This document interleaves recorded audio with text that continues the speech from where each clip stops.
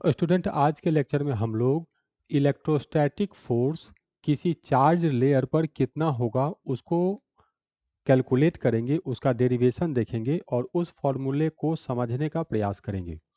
ये जो फोर्स है ये पर यूनिट एरिया अगर हम कैलकुलेट करते हैं तो इसको कहते हैं इलेक्ट्रोस्टैटिक प्रेशर। ये कई बार जेई मेन में भी पूछ चुका है, कई बार जेई एडवांस में भी पूछ चुका है, तो इसका पूरा डेरिवेशन देखेंगे और समझने का प्रयास करेंगे कि ये क्या चीज़ है और इसको कैसे यूज करना है।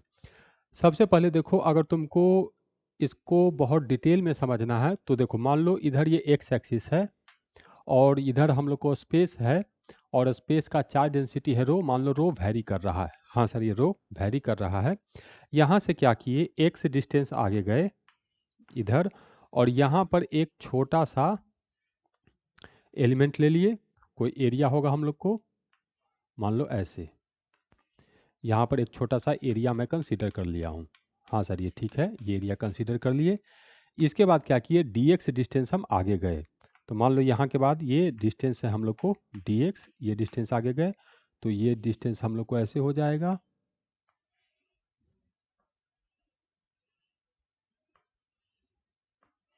इधर यहाँ पर ये एरिया हम लोगों ने ऐसे ले लिया। हाँ ठीक है। अब ये जो है हम लोग को एक वॉल्यूम मिल गया। हाँ सर ये तो हम लोग को वॉल्यूम मिल गया।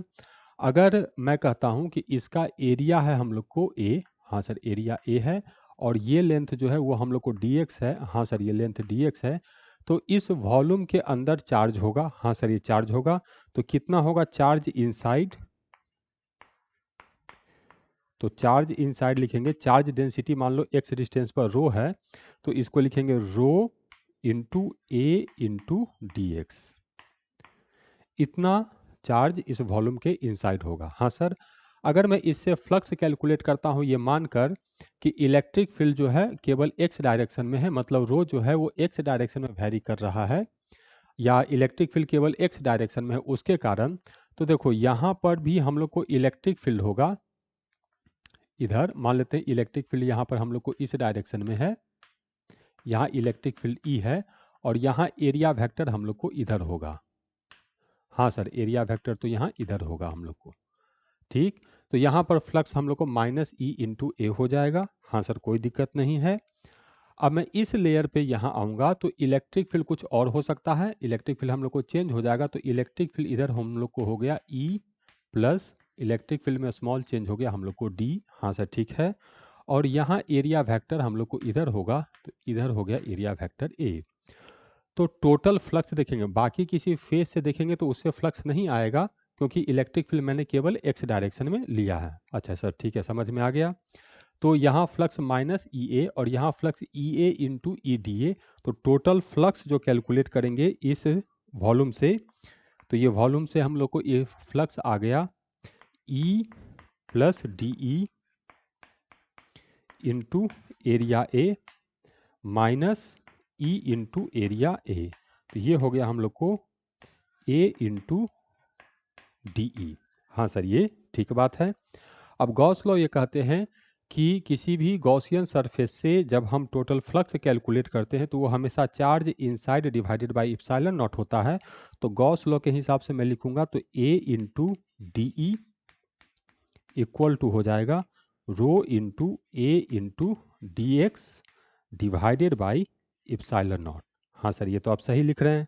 इसका मतलब स्पेस में कहीं पर भी चार्ज रखा हुआ है, स्पेस में कहीं पर भी चार्ज रखा हुआ है तो जो छोटा सा डिस्टेंस लूँगा उसमें जो इलेक्ट्रिक फील्ड में जो चेंज होगा वो इलेक्ट्रिक फील्ड का चेंज मैं लिख सकता हूँ D E equal to rho by epsilon not into D X.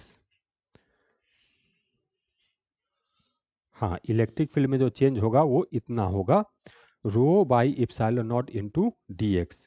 तो इस फॉर्मूले को मैं पहले नोट कर लेता हूँ।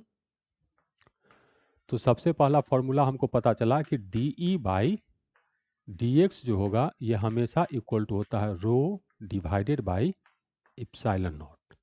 हाँ सर ये तो समझ में आ गया। अब चलते हैं कि एक स्फीयर लेते हैं और उस पर किसी पैच पर कितना फोर्स लगेगा उसको कैलकुलेट करने का प्रयास करते हैं। अब ये कंसीडर करो कि ये एक हॉलो स्फीयर है, यूनिफॉर्मली चार्ज है, टोटल चार्ज दिया हुआ है हम लोग को Q, और ये चार्ज इसके सरफेस पे होगा, तो Q के लिए हम लोग को डिफाइन होगा सिग्मा। हाँ सर, Q और सिग्मा में क्या रिलेशन होगा? तो Q इक्वल टू हो जाएगा सिग्मा इंटू इस सरफेस का एरिया, तो वो होता है 4πr²। हाँ सर, ये तो हम लोग जानते हैं कि इसे स्फेरिकल सेल के कारण लिखेंगे, तो Q और सिग्मा में ये रिलेशन होता है, तो इसको मैं नोट कर लेता हूँ। तो Q equal to sigma into 4πr²। हाँ, अब ये बात हम जानते हैं कि यूनिफॉर्मली चार्ज सॉलिड स्फीयर है, तो इसके कारण किसी भी इनसाइड पॉइंट पे कैलकुलेट करेंगे तो यहाँ इलेक्ट्रिक फील्ड हम लोग को जीरो होगा, तो यहाँ इलेक्ट्रिक फील्ड जीरो। हाँ सर, और यहाँ से अगर मैं r डिस्टेंस पर यहाँ कैलकुलेट करता हूँ इलेक्ट्रिक फील्ड E2, तो E2 होगा हम लोग को k q divided by r का स्क्वायर। हाँ सर, ये इलेक्ट्रिक फील्ड आउटसाइड तो ऐसे ही होता है, जहाँ ये r जो है वो सेंटर से डिस्टेंस होता है, यहाँ से r रेडियल डिस्टेंस।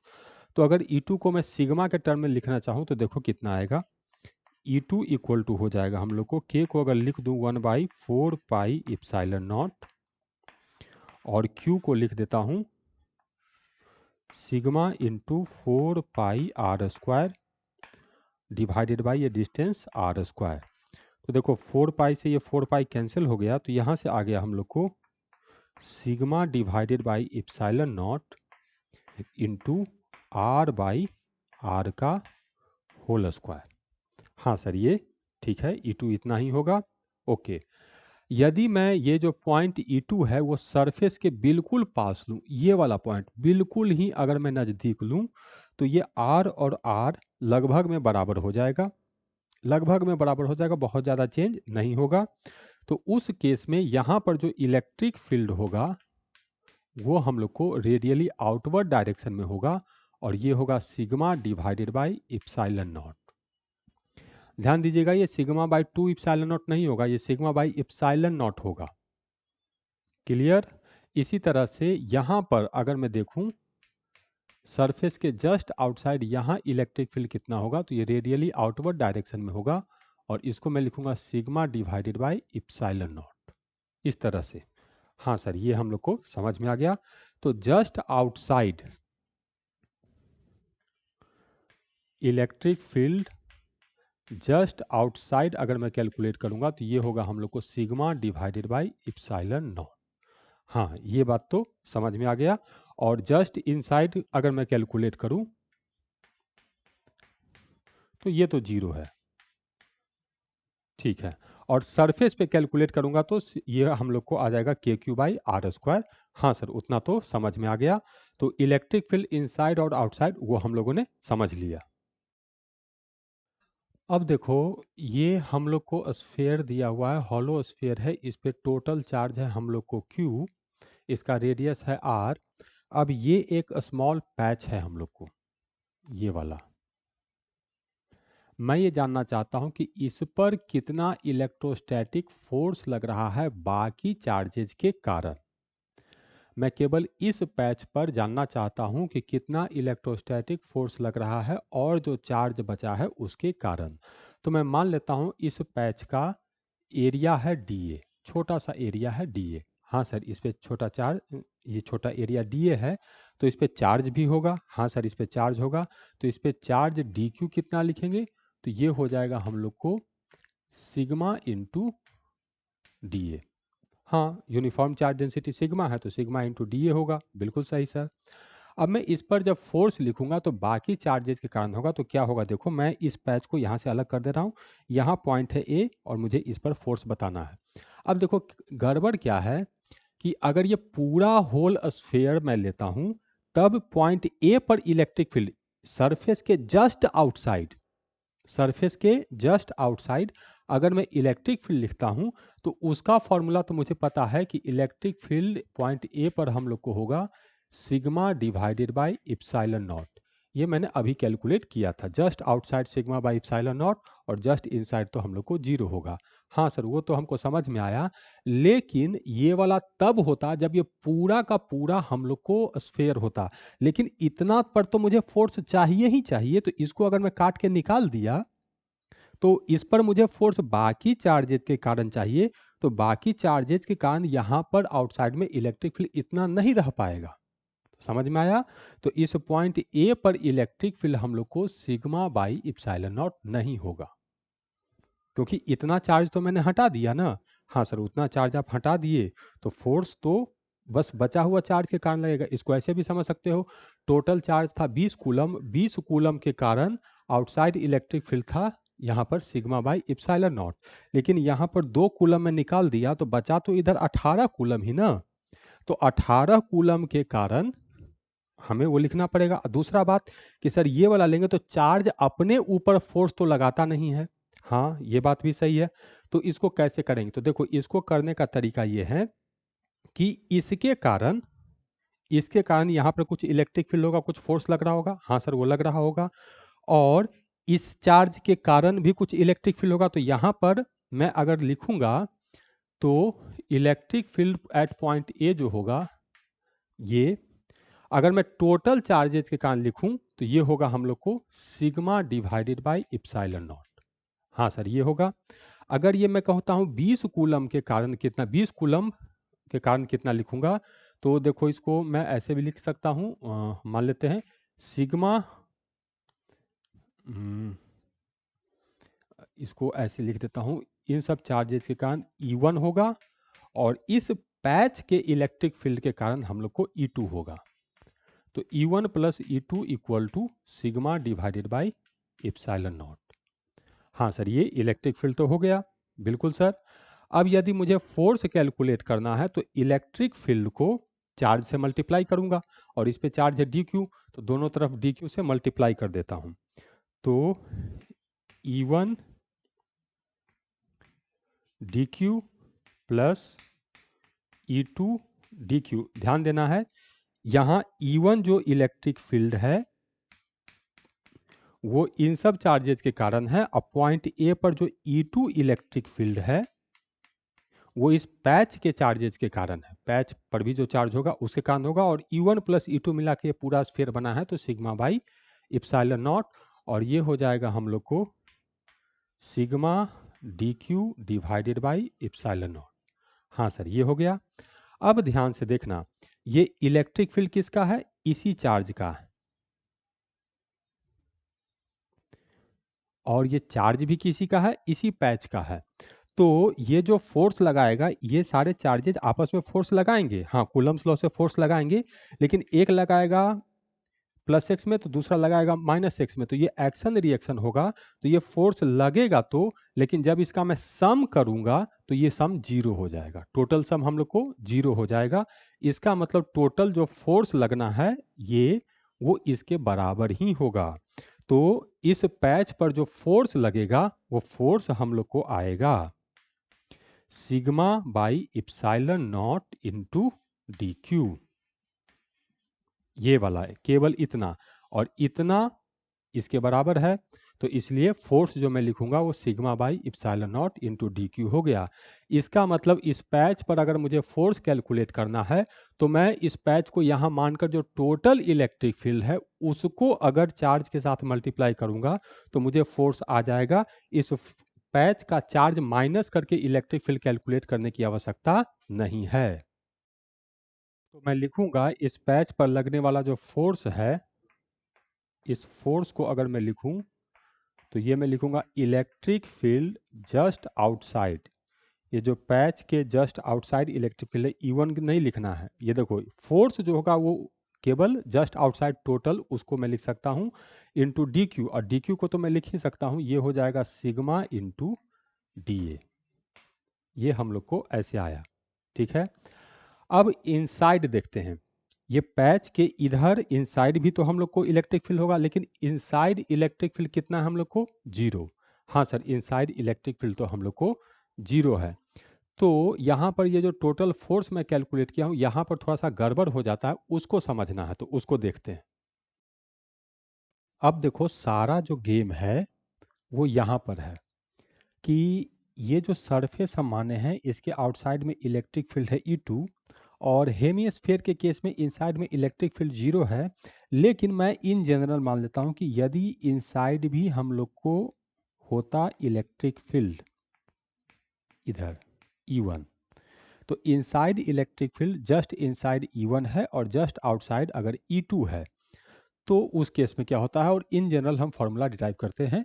तो अगर मैं इस सरफेस को देखूं तो रियलिटी में कोई भी सरफेस इस तरह से नहीं होता कि चार्ज उस पर हो, हमेशा उसका कुछ ना कुछ थिकनेस होगा।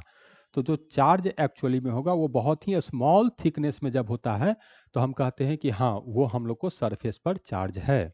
अब ये स्मॉल थिकनेस है। इधर देखो इनसाइड इलेक्ट्रिक फील्ड है E1 और आउटसाइड इलेक्ट्रिक फील्ड है हम लोग को E2, और मुझे कैलकुलेट करना है कि इस पे फोर्स कितना होगा। तो ध्यान से देखो यहाँ E1 है, यहाँ E2 है, तो ऐसा तो है नहीं इनसाइड में जो चार्जेज होगा उस पर फोर्स लग रहा होगा, और इनसाइड इलेक्ट्रिक फील्ड हम लोग को E1 से E2 चेंज कर रहा है, ना E1 है ना E2 है, तो इनसाइड तो फोर्स कुछ और लग रहा होगा, उसको तो मैं कैलकुलेट कर ही नहीं रहा, तो मुझे उसको भी देखना होगा। तो कैसे देखेंगे इसको, देखो यहाँ से क्या करते हैं, एक्स डिस्टेंस पर जाते हैं और यहाँ पर ऐसे ऐसे इस तरह से एक सरफेस ऐसे कंसीडर करते हैं यहाँ पर, और इसे फिर dx डिस्टेंस आगे जाते हैं ऐसे ऐसे ऐसे ऐसे, ये कंसीडर किए। हाँ तो यहाँ पर देखो एक हम लोग को वॉल्यूम मिल गया, इधर ये x हो गया और ये लेंथ हो गया हम लोग को dx। हाँ सर, और इसका अपना कुछ एरिया होगा, तो इसके अंदर चार्ज कितना लिखूंगा, तो सर जब मैं वॉल्यूम का बात करूंगा तो चार्ज डेंसिटी तो रो हो जाएगा, तो इसके अंदर जो चार्ज लिखेंगे, चार्ज हो जाएगा हम लोग को रो इंटू इसका वॉल्यूम, तो वॉल्यूम हो जाएगा A इंटू डी एक्स। हाँ सर ये तो होगा। अब इसमें इलेक्ट्रिक फील्ड जो है वो फोर्स लगा रहा होगा, इधर अगर इलेक्ट्रिक फील्ड E होगा तो इधर इलेक्ट्रिक फील्ड होगा हम लोग को E प्लस डी। तो इस वॉल्यूम के अंदर इलेक्ट्रिक फील्ड बहुत ही स्मॉल अमाउंट में चेंज होगा, वो D होगा। तो इसके अंदर जो चार्जेज है, इस वॉल्यूम के अंदर जो चार्जेज है उस पर जो फोर्स लगेगा, छोटू फोर्स, वो हो जाएगा हम लोग को चार्ज, तो चार्ज हो गया रो ए डी एक्स, और इसके अंदर इलेक्ट्रिक फील्ड, तो छोटा इलेक्ट्रिक फील्ड होगा हम लोग को डीई। इलेक्ट्रिक फील्ड में चेंज जो होगा वो हम लोग को डी होगा, तो इतना हम लोग को फोर्स लगेगा। हाँ सर ये तो हम लोग को समझ में आ गया। फोर्स के लिए इलेक्ट्रिक फील्ड को चार्ज से मल्टीप्लाई कर दिए, ये हम लोग को आ गया। हाँ सर, अब देखो यहाँ पर हम लोग एक चीज यूज कर सकते हैं, ये फॉर्मूला जो मैं ऐसे बनाया था इसको देखो, यहाँ से मैं लिख सकता हूँ dx इक्वल टू, देखो यहाँ से मैं लिख सकता हूँ dx इक्वल टू हो जाएगा हम लोग को epsilon not D divided by rho.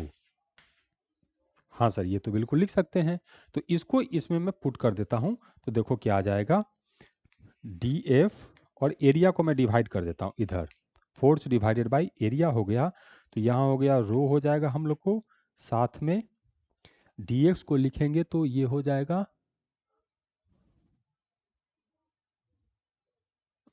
कुछ गड़बड़ हुआ है, 1 मिनट गया है, इसको सही करो।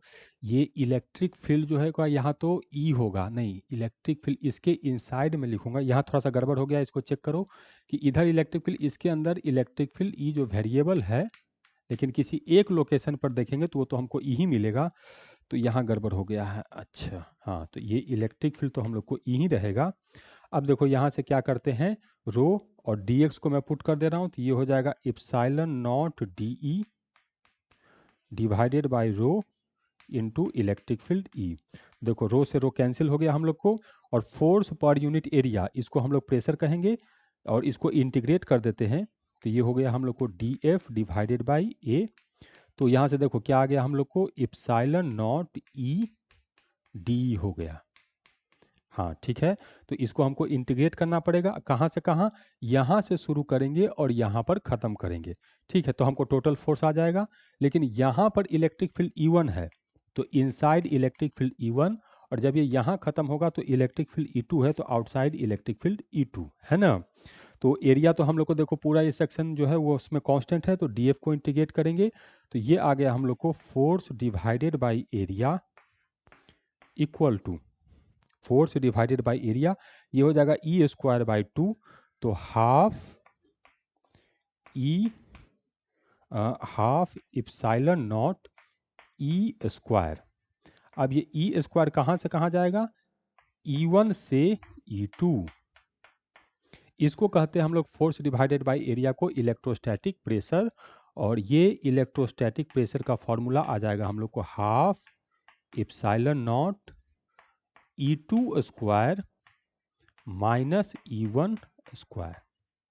ये है मेन फॉर्मूला कि किसी भी सरफेस पर अगर मैं इलेक्ट्रोस्टैटिक प्रेशर कैलकुलेट करूंगा उसी के अपने चार्जेज के कारण, तो वो होगा half epsilon not E2 square minus E1 square. Question JEE main में पूछ चुका है। ये एक हम लोग को हेमिस्फीयर दिया हुआ है और इस पे चार्ज पर यूनिट एरिया है हम लोग को सिग्मा, यूनिफॉर्म चार्ज डिस्ट्रीब्यूशन है, हॉलोस्फीयर है। अब ये दो हेमिस्फीयर इस तरह से मिला के एक पूरा हम लोग को स्फीयर बनाया गया है, चार्ज डेंसिटी हम लोग को सिग्मा। अब हमसे ये जानना चाहता है कि आधा हेमिस्फीयर दूसरे आधे हेमिस्फीयर पर कितना फोर्स लगा रहा है। जैसे इधर का ये जो हेमिस्फीयर है वो हम लोग को ऐसे दिखाई देगा, इधर ऐसे है, और यहाँ पर हम लोग को ऐसे सर्कल दिखाई देगा। तो ये वाला हेमिस्फीयर इधर वाले हेमिस्फीयर पर कितना चार्ज लगा रहा, कितना फोर्स लगा रहा होगा, ये फोर्स हम लोग को कैलकुलेट करना है। ठीक है, आधा आधा कर देंगे तो चार्ज तो आधा आधा हो जाएगा, लेकिन चार्ज डेंसिटी हम लोग को सिग्मा ही रहेगा इस पे, और चार्ज डेंसिटी हम लोग को सिग्मा ही रहेगा। तो इसको कैसे कैलकुलेट करते हैं हम लोग, इलेक्ट्रोस्टैटिक प्रेशर से ही कैलकुलेट करते हैं।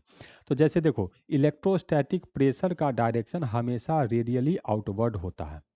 इलेक्ट्रोस्टैटिक प्रेशर का डायरेक्शन, पॉजिटिव चार्ज है तो रेडियली आउटवर्ड, और नेगेटिव चार्ज होगा तो रेडियली इनवर्ड। तो इसके कारण अगर मैं ऐसे करके जाऊं, यहाँ पर एक छोटा सा एरिया लें, तो इसके कारण जो फोर्स लग रहा होगा वो इधर लग रहा होगा। कितना लग रहा होगा sir, sigma square divided by 2 epsilon not into इसका एरिया A1। हाँ सर, ठीक है। अगर मैं इस जगह एरिया लेता हूँ ऐसे, तो इसको ऐसे मिला देंगे, ये रेडियल लाइन हो गया। तो यहाँ जो फोर्स लगेगा वो हम लोग को इधर लगेगा। ये कितना लगेगा, sigma square divided by 2 epsilon not into area A2। यहाँ पर लेंगे ऐसे, तो यहाँ पर फोर्स हम लोग को इधर लगेगा, और ये होगा sigma square divided by 2 epsilon not into area A3। इसी तरह से अगर मैं और 2-3 करके दिखाऊं आपको, तो इधर होगा, और ये एरिया होगा हम लोग को sigma square divided by 2 epsilon not into area A4, है ना। अब यहाँ पर ध्यान से देखो, यहाँ पे मैं यूज करूँगा फ्लूइड मैकेनिक्स का कंसेप्ट। फ्लूइड मैकेनिक्स का कंसेप्ट क्या है कि इधर अगर प्रेशर लग रहा है P, इधर लग रहा है प्रेशर P, इधर लग रहा है प्रेशर P, इधर लग रहा है प्रेशर P, इधर लग रहा है प्रेशर P, प्रेशर सब जगह हमको रेडियली आउटवर्ड लग रहा है। तो इस प्रेशर के कारण जो फोर्स लगता है उसमें प्रेशर को एरिया से मल्टीप्लाई कर दो, तो टोटल सम हमको सब मिलके बताना है। तो वो प्रोजेक्टेड एरिया आपको लेना है, ये प्रोजेक्टेड एरिया, इसका जो एरिया है वो इधर। तो ये एरिया हम लोग को पाई आर स्क्वायर हो जाएगा। हाँ सर, ये एरिया पाई आर स्क्वायर हो जाएगा। तो ये जो टोटल इधर फोर्स लग रहा है आधा हेमिस्फीयर पे, वो क्या होगा, इलेक्ट्रोस्टैटिक प्रेशर। तो प्रेशर है sigma square by 2 epsilon not, तो sigma square divided by 2 epsilon not into इसका, इस सर्कल का एरिया, तो सर्कल का एरिया हम लोग को pi R square, pi R square. तो ये हम लोग को टोटल आधा हेमिस्फीयर पे फोर्स आएगा। अब मान लो हमको दिया हुआ है टोटल चार्ज क्यू, क्वेश्चन में कई बार हम लोग को टोटल चार्ज क्यू दिया हुआ रहता है। तो क्यू को देखो सिग्मा के टर्म में इतना लिख देंगे, तो देखो फोर्स क्या आ जाएगा हम लोग को, pi R square divided by 2 epsilon not तो पहले से है, और सिग्मा का स्क्वायर करेंगे तो ये हो जाएगा क्यू का स्क्वायर डिवाइडेड बाई 4 4 16 पाई का स्क्वायर और आर का पावर 4। तो ये फोर्स आ गया हम लोग को पाई आर स्क्वायर, तो कैंसिल हो गया, तो Q square divided by 32 pi epsilon not R square. इतना फोर्स लगेगा, आधा हेमिस्फीयर दूसरे आधे हेमिस्फीयर पर इतना फोर्स लगाता है। अगर तुमको इसमें ये पूछा कि 1/4 पे कितना लगाता है, 1/4 पे, तो भी तुम बता सकते हो, कोई समस्या नहीं है। तो जब तुम 1/4 लोगे तो इसका प्रोजेक्टेड एरिया लोगे, तो इसका प्रोजेक्टेड एरिया इधर भी होगा और इसका प्रोजेक्टेड एरिया इधर भी होगा। ध्यान से देखो, अगर मुझसे क्वार्टर पे पूछता तब मैं कैसे बनाता इसको।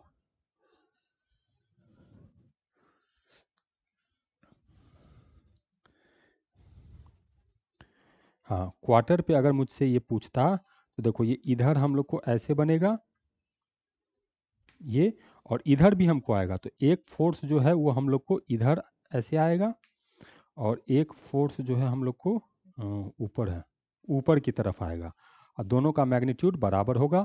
और ये हमको सर्कल का आधा एरिया है, तो पाई आर स्क्वायर बाई 2 इधर भी आ जाएगा पाई आर स्क्वायर बाई 2। तो दोनों डायरेक्शन में एक्स और वाई दोनों डायरेक्शन में फोर्स लगेगा। तो ये है force on a layer of charge. इसमें आपको याद रखना है, मेन इतना जितना भी डेरिवेशन हुआ उसमें आपको यह याद रखना है कि इलेक्ट्रोस्टैटिक प्रेशर का फॉर्मूला कौन सा यूज करना है आपको, sigma square divided by 2 epsilon not. लेकिन अगर जेई एडवांस में इन जनरल आपसे बात पूछे कि इलेक्ट्रोस्टैटिक प्रेशर कहाँ से कैलकुलेट होता है, तो इलेक्ट्रोस्टैटिक प्रेशर का मेन फॉर्मूला ये है, जहाँ E2 just outside electric field है और E1 just inside electric field है। तो बस हमको इसमें इतना ही देखना है।